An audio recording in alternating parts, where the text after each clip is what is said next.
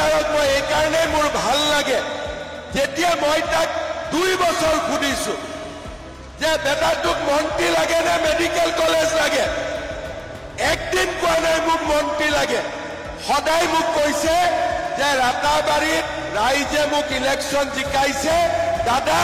আমাদের জন্য আপনি একটা মেডিকেল কলেজ করে দেন আজি আজি তরুণ গগৈ যেতিয়া মুখ্যমন্ত্রী আছিলে পুরা বরাক ভ্যালির জন্য ও অ্যানাউন্স করছিলাম 1000 কোটি টাকা পাই কি না পাই ওটা আলাদা কিন্তু টোটাল অ্যানাউন্সমেন্ট করছিলাম পুরা বরাক ভ্যালির জন্য 1000 কোটি টাকা আজ বিজয় মালাকারের নেতৃত্বে খালি রাতাবাড়ি রামকৃষ্ণ নগরের জন্য 600 কোটি টাকার মেডিকেল কত টাকা 600 কোটি টাকা তার সঙ্গে সঙ্গে ভারত মাতা কে নরেন্দ্র মোদী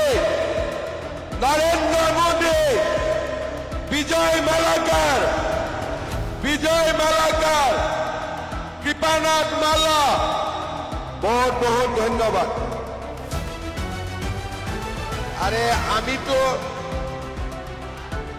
আমি তো তোমার সঙ্গে আছে এখন তোমরা বিজয় মালাকারের সঙ্গে থাকো ঠিক আছে জিতবে কিনা বিজয় মালাকার জিতবে কিনা আবার জিতবে পাক্কা জিতবে বাপরে পাক্কা 100% চলো তার জন্য আবার একবার বলেন বিজয় মালাকার বহুত বঢ়িয়া বিজেপি সরকার আহিলে আমার ভাই বিজয় মালাকার ইয়াতে এমএলএ হল মই বিজয় মালাকারক সুধিছিলো তুই তো এমএলএ হলো এখন তোমাকে মন্ত্রী লাগে কি রাতাবাড়ির জন্য একটা মেডিকেল কলেজ লাগে এতিয়া বিজয় মালাকার মুখ কলে কি দাদা আমাকে মন্ত্রী লাগে না আমাকে মেডিকেল কলেজ লাগে রাতাবাড়ির জন্য